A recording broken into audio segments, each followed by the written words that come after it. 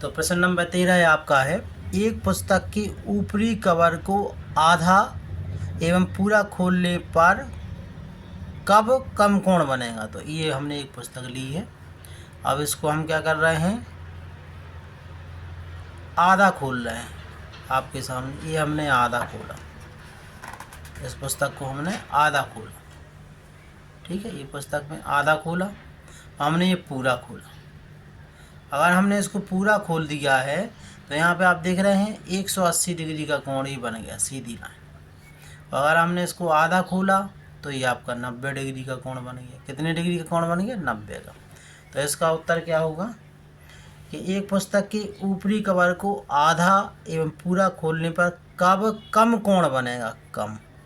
तो अपन उत्तर क्या लिख देंगे, आधा। क्या लिख देंगे, आधा। एक पुस्तक के ऊपरी कवर को आधा खोलने पर कम कोण बनेगा, ठीक है। अब दूसरा प्रश्न है, कपड़ा काटते समय कैंची के दोनों ब्लेड के बीच कोण बंद कैंची से कम होता है या अधिक। तो चलिए हम समझते हैं इसे। सबसे पहले हमने ये कैंची ली है और ये चांदा लिया है, ठीक है। इस चांदे को आप देख रहे हैं, यहाँ से शुरू करेंगे 0 से तो 180 डिग्री का कोण बनेगा यहाँ पे। तो ये कैंची आपकी विराम अवस्था में, ठीक।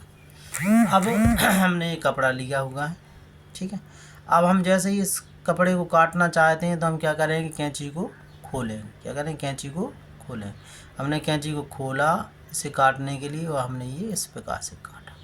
तो क्या समझ में आया कि कपड़ा काटते समय कैंची के दोनों ब्लेड के बीच कोण बंद कैंची से कम होता है या अधिक। तो इसका उत्तर आएगा अधिक। क्या आएगा इसका उत्तर, अधिक, ठीक है। आप समझ गए ना अच्छे से। जब कैंची बंद थी और इस प्रकार से रखी थी तो ये विराम अवस्था में थी, यानी कि 0 डिग्री कोण पे, ठीक। जैसे हमने इसको सक्रिय किया, एक्टिव किया, इसको खोला, कपड़ा काटने के लिए खोला, तो ये अधिक हो जाएगा। कौन सा कोण बनेगा, अधिक कोण बनेगा, ठीक। अब हम बात करते हैं आगे।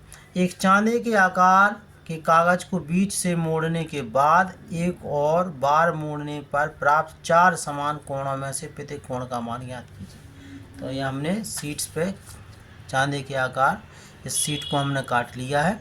अब क्या करना है, वो कह रहे हैं कि इसको एक बार पहले अगर हम इस प्रकार से रखेंगे तो इस पर कितने डिग्री का कोण बनेगा, 180 डिग्री का। कितने का, 180 डिग्री का कोण ही बन रहा। अब अगर हम इसको 2 भागों में बांट देते हैं तो जो 180 ये समकोण को दोनों भाग कितने भागों में डिवाइड हो जाएंगे, ये भाग और ये भाग, ये इसके दोनों भाग हो गए। तो ये 90 डिग्री में और ये 90 डिग्री में। अब वो कह रहे हैं इसको एक बार और मोड़ दो तो कितने भाग हो जाएंगे, 4 भाग।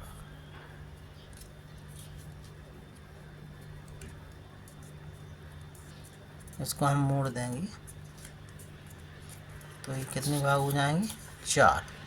तो 90 को 2 भागों में माना तो यहाँ पे कितना आएगा, 45 डिग्री, 45 डिग्री, 45 डिग्री और 45 डिग्री। ये कोण आपके 4 कोण बन गए।